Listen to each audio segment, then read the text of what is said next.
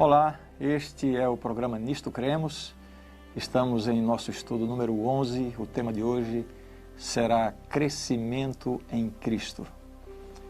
O meu sobrinho Lucas nasceu alguns dias depois do Renan, que é o meu filho mais velho. Logo ao nascer, foi diagnosticada uma infecção muito grave nele. Poucas horas depois, ele foi levado para a UTI. A mãe recebeu alta no dia seguinte, mas o bebê permaneceu no hospital. Ficou na UTI por 15 dias e durante esse tempo perdeu muito peso. Chegou a perder cerca de 20% de seu peso. Diagnosticada a infecção e depois de tomar antibióticos, a criança foi se recuperando aos poucos. Só depois de 17 dias de nascida é que recebeu alta e pôde ir para casa.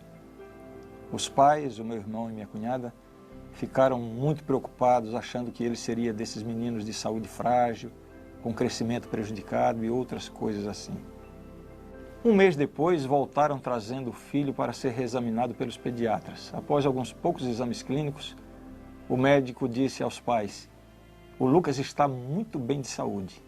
Nestes últimos 30 dias, ele tem aumentado de peso num ritmo 3 vezes maior do que o ritmo normal de crianças dessa idade. Hoje, ele está com 17 anos de idade, mede 1,84 m e pesa 85 quilos. Na vida física, o crescimento é uma demonstração de que está tudo bem. As pessoas crescem, as plantas crescem, os países se desenvolvem e crescem.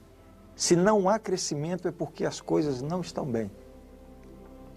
Na vida espiritual é a mesma coisa. Quando um pecador nasce no reino de Deus, espera-se que ele comece uma jornada de progresso e crescimento até alcançar a maturidade cristã. No plano original de Deus, o ser humano foi criado para a plenitude, vida plena, saúde plena, alegria plena. Mas, infelizmente, o pecado atrapalhou tudo. Com o pecado veio a separação, a doença, a tristeza, a morte. Mas Deus não foi pego de surpresa com isso. Deus já tinha um plano estabelecido para a redenção da raça caída. O plano de Deus tem o objetivo de restaurar no homem a imagem de seu Criador. Por isso, a vida cristã precisa estar em constante crescimento. A pergunta para a nossa consideração no estudo de hoje é esta: como se dá esse crescimento? Me acompanhe então no estudo que vai responder a essa pergunta.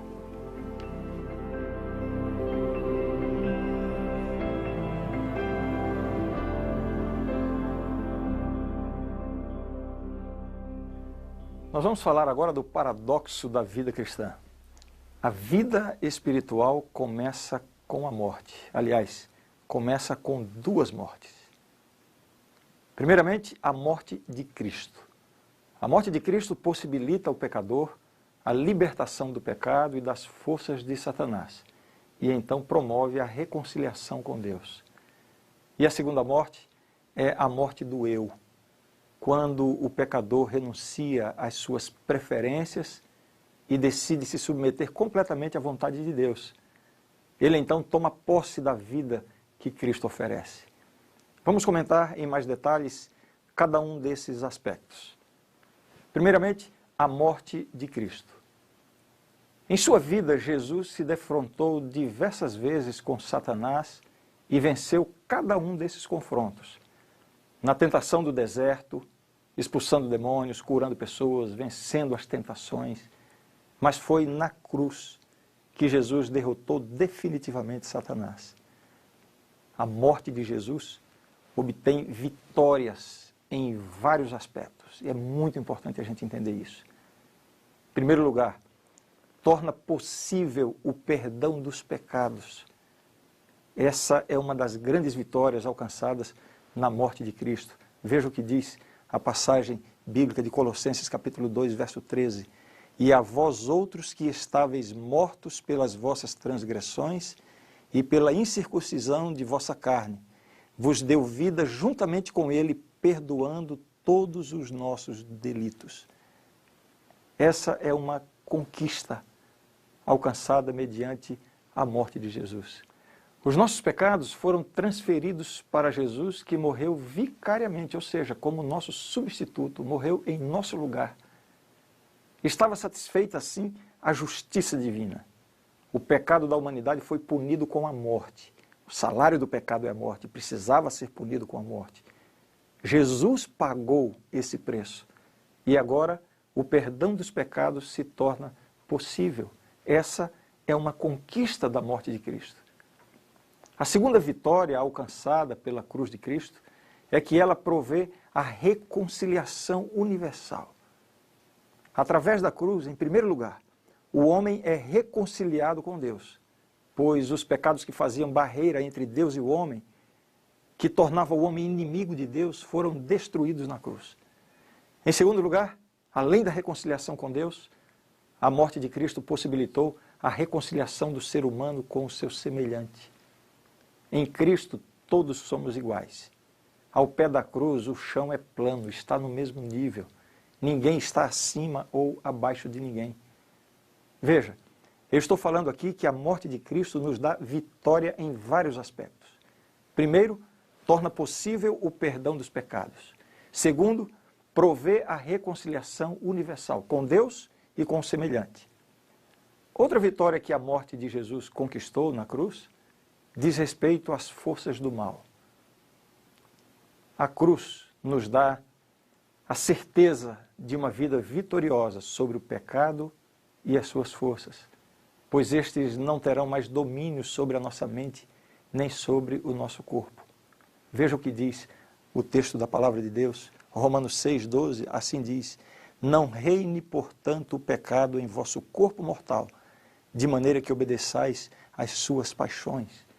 Esta ordem nos revela uma possibilidade que é alcançada por causa da morte de Cristo. Plena vitória sobre o pecado, libertação do poder do pecado. E temos também a garantia da vitória final, a vitória escatológica sobre Satanás, destruindo-o e pondo fim ao pecado neste mundo. Desta forma, a vitória de Cristo sobre Satanás e sobre o pecado se torna a nossa vitória sobre Satanás e sobre o pecado. Eu lamento muito quando vejo líderes cristãos e igrejas cristãs ensinando que as pessoas estão com demônios e dominadas pelo inimigo de Deus de diversas formas e que para serem libertas precisam participar de uma campanha de libertação na igreja ou receber uma espécie de passe de mágica de um pastor ou então dar alguma oferta em dinheiro para determinada igreja. Isso é uma completa distorção do que a Bíblia ensina sobre esse assunto. Jesus obteve a vitória plena sobre Satanás e sobre o pecado.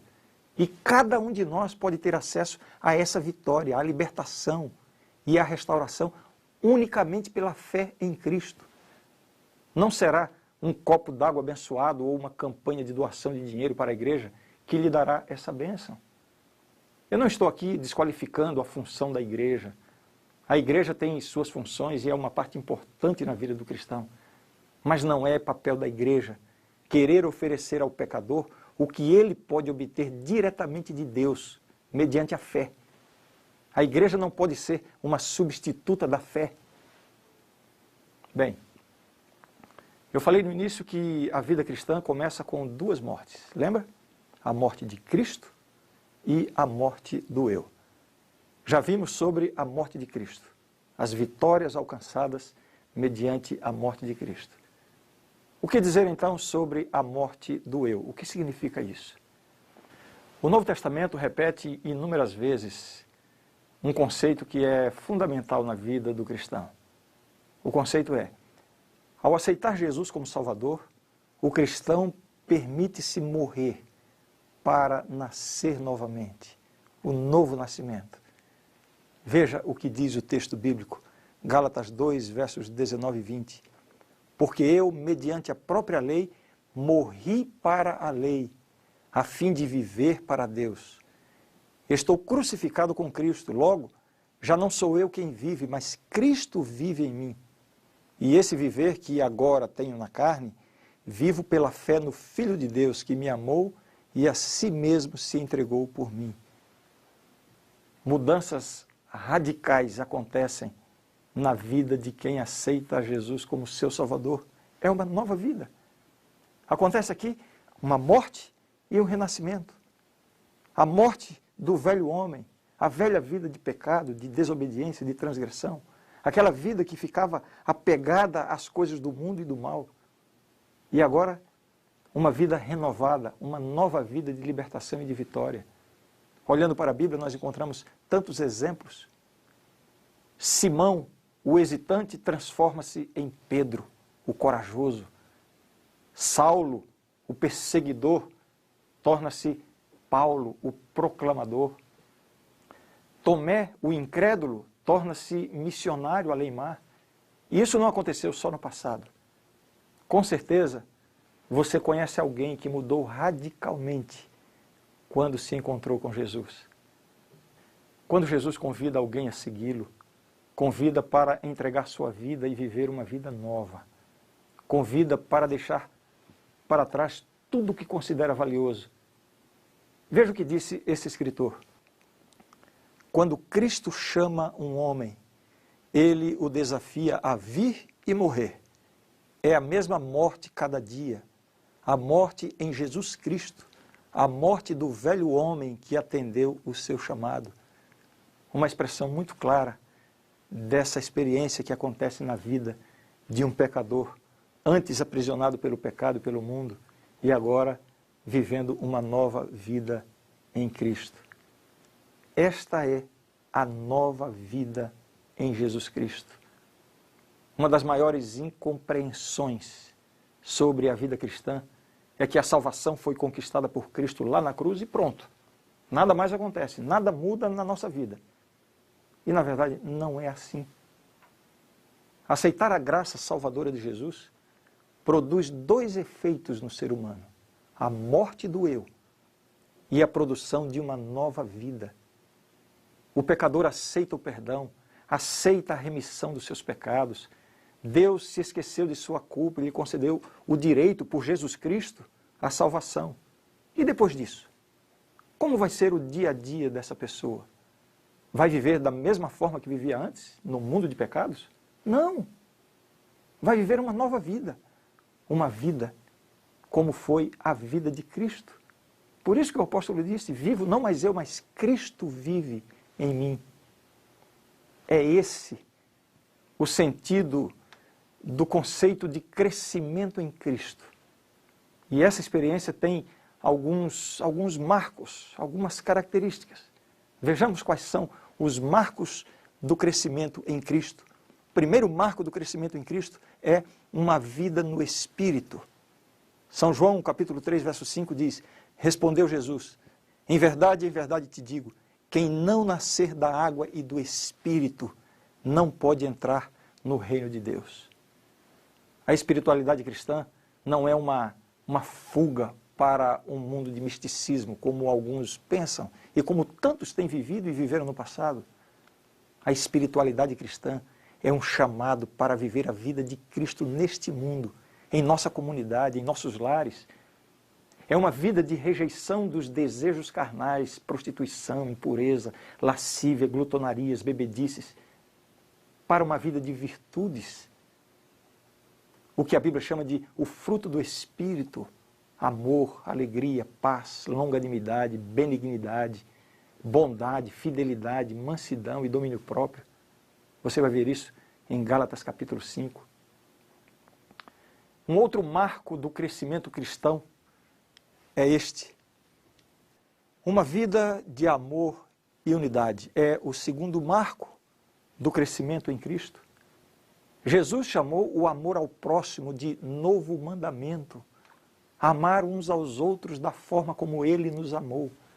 A novidade não está tanto na forma de amar, mas sim no objeto do amor, todos. Vejamos um outro marco do crescimento cristão: uma vida de estudo.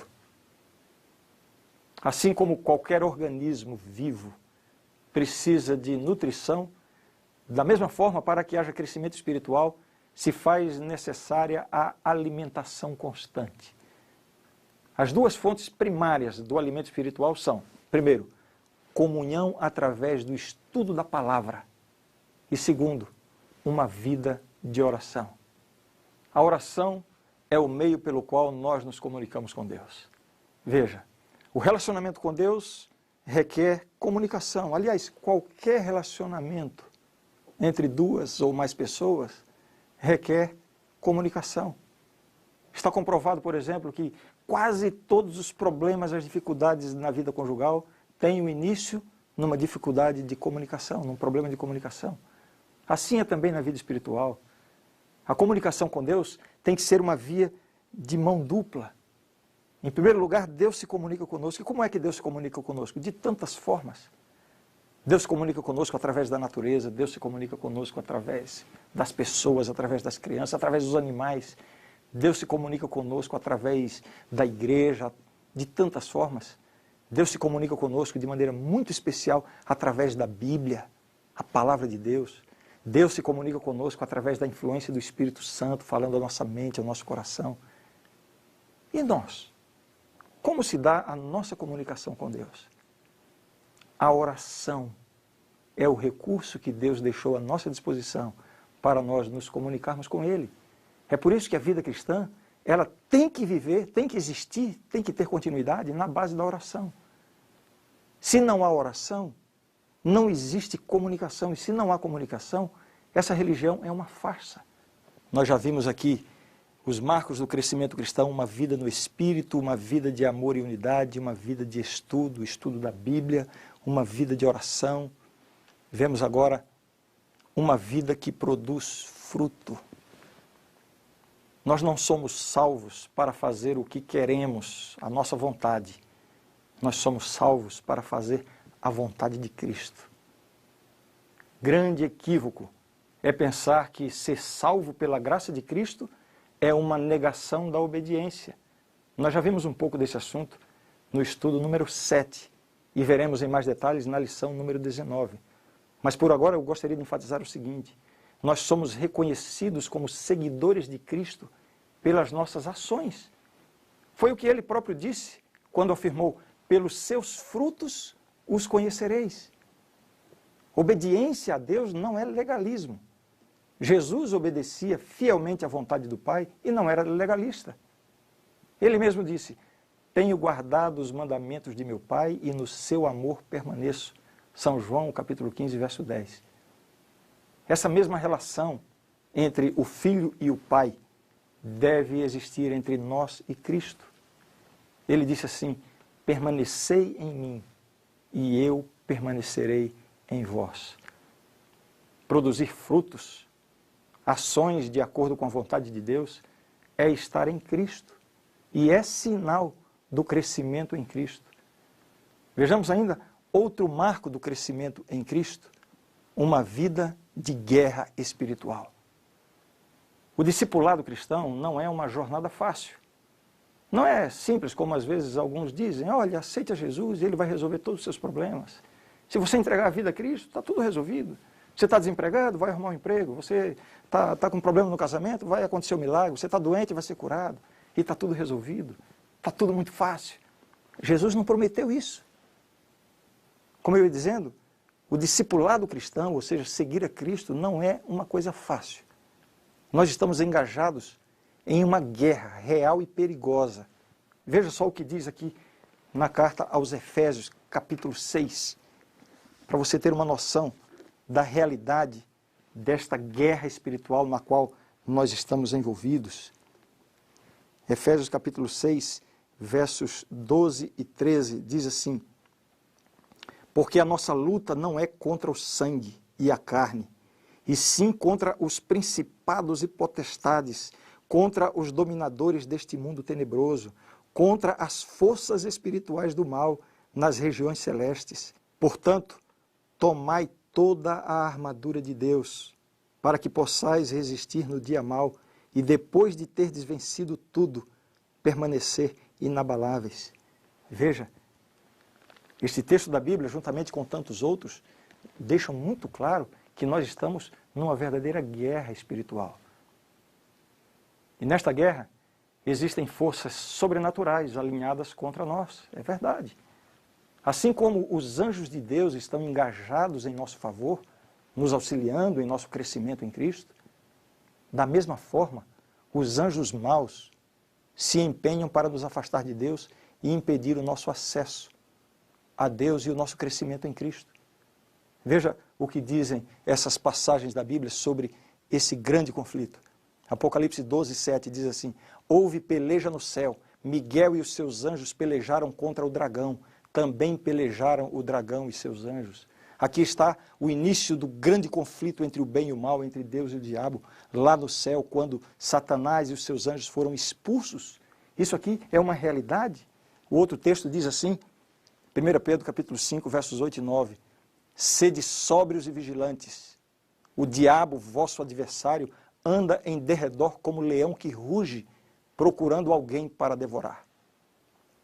É por isso que Paulo, o apóstolo Paulo, utiliza palavras muito fortes de ação para a vida cristã. Palavras como, fiquem firmes, revistam-se da armadura de Deus, sejam fortes. A grande segurança que temos nessa guerra é que Deus não nos deixa sozinhos. Ele nos deu a vitória em Cristo e através de Cristo. Nós não precisamos viver com medo das forças do mal, não precisamos viver temerosos porque nos sentimos tão vulneráveis diante de um mundo espiritual a que nem podemos enxergar. Nós temos a garantia de que Deus está conosco. Eu quero ler mais um texto da Bíblia para você, que serve de conforto para o nosso coração. Primeira carta de Paulo aos Coríntios, capítulo 15. 1 Coríntios, capítulo 15, verso 57. Assim diz essa passagem, esse texto da palavra de Deus. Graças a Deus que nos dá a vitória por intermédio de nosso Senhor Jesus Cristo. Em Cristo nós temos a vitória. É verdade, estamos num grande conflito, numa batalha que está além das nossas forças, mas em Cristo Deus nos dá a vitória. Ele nos deu a armadura para enfrentar o inimigo. Paulo declara que essa armadura consiste do cinturão da verdade, do peitoral da justiça, dos sapatos do evangelho da paz, do escudo da verdade, do capacete da salvação, da espada do Espírito e o infalível poder da oração. Protegidos por essa armadura e dependendo inteiramente do infalível poder do Espírito, não há como não crescer em valor espiritual e vencer a guerra em que estamos engajados. Vejamos ainda um outro marco do crescimento cristão. Uma vida de adoração, testemunho e esperança. O crescimento cristão não ocorre em um vácuo.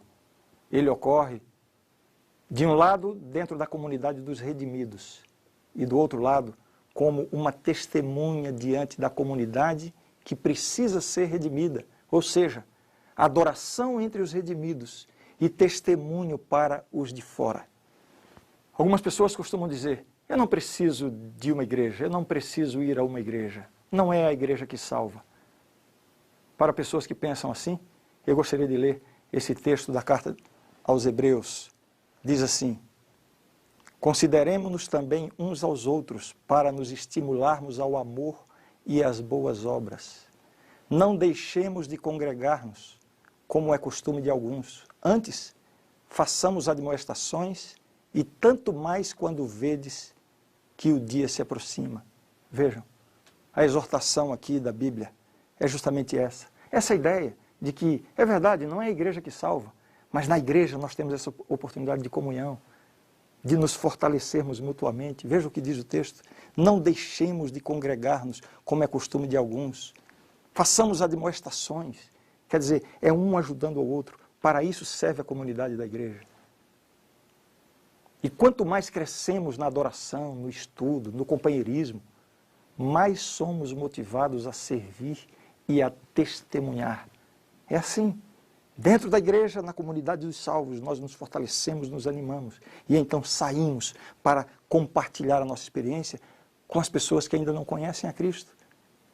O crescimento cristão exige crescimento em serviço aos outros. Assim disse o próprio Jesus. Vejam, São João capítulo 20, verso 21. Disse-lhes, pois, Jesus outra vez, paz seja convosco. Assim como o Pai me enviou, eu também vos envio. A vida cristã nunca significou uma vida encerrada no círculo do próprio eu, mas uma vida sempre derramada em favor do serviço e do testemunho para os outros. Crescer em Cristo, portanto, é um crescimento em antecipação e esperança na consumação final da experiência redentora no reino futuro de Deus. Eu tenho certeza que é esse o desejo do seu coração. Fazer parte desta comunidade de santos. Os santos, aqueles que foram separados para um propósito especial com Deus. Aqueles que recebem o perdão dos pecados. E aqueles que se colocam nas mãos de Deus para serem uma bênção na vida das outras pessoas.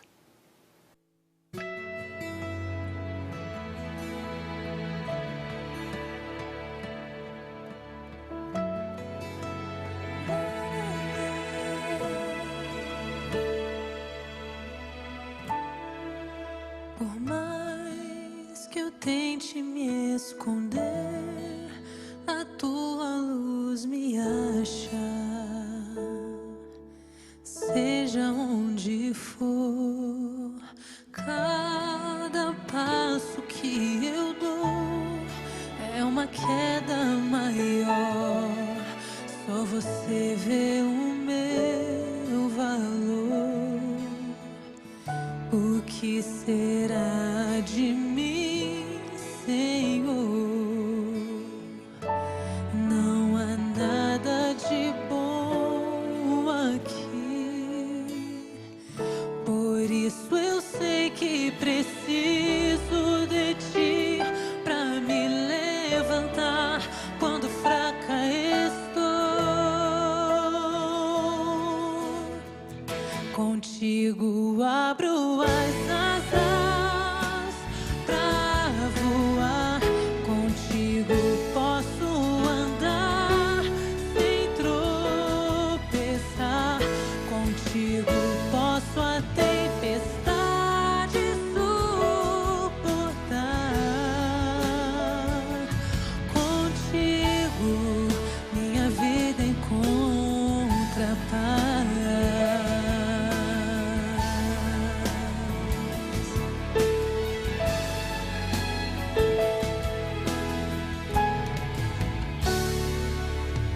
Por mais que eu pense em fugir, o teu olhar me alcança. Seja onde for, o caminho que escolhi me faz sofrer. Só você pode me ajudar. O que será de mim, Senhor? Estou perdida sem direção. Por isso eu sei que preciso de ti pra me levantar quando fraca estou. Contigo abro as asas pra voar. Contigo posso andar sem tropeçar. Contigo posso a tempestade suportar. Contigo minha vida encontra paz. Contigo abro as asas pra voar. Contigo posso andar sem tropeçar. Contigo posso a tempestade suportar.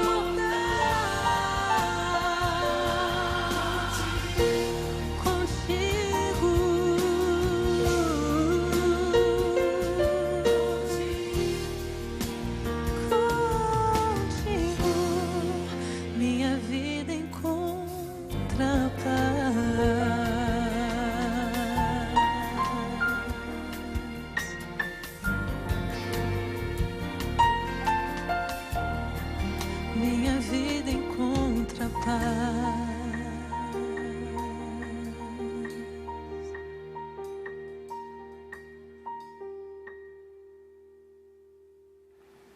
A grande verdade do estudo de hoje é esta. Por sua morte na cruz, Jesus triunfou sobre as forças do mal, tendo subjugado os espíritos demoníacos durante seu ministério terrestre, quebrantou-lhes o poder e garantiu sua condenação final. A vitória de Jesus nos dá a vitória sobre as forças do mal que ainda procuram controlar-nos, enquanto caminhamos com Cristo em paz, gozo e na segurança de seu amor. Agora, o Espírito Santo mora em nosso interior e nos dá poder. Continuamente consagrados a Jesus como nosso Salvador e Senhor, somos libertos do fardo de nossas ações passadas. Não mais vivemos nas trevas, sob o temor dos poderes do mal, da ignorância, da insensatez e da nossa antiga maneira de viver. Nesta nova liberdade em Jesus, somos chamados a crescer à semelhança de seu caráter, mantendo comunhão diária com Ele por meio da oração, alimentando-nos de sua palavra, meditando nela e na providência divina, cantando suas bênçãos, reunindo-nos para adorá-lo e participando na missão da igreja. Ao nos dedicarmos ao serviço amorável em favor dos que nos rodeiam e ao testemunharmos da salvação de Cristo, a presença constante do Senhor em nós, por meio do Espírito, transformará cada momento e cada tarefa em uma experiência espiritual. Esta é a verdade e eu creio nisto. No nosso próximo estudo, nós vamos ver na Bíblia tudo o que a Bíblia ensina sobre a igreja. Que tema importante e atual para nós. Não perca!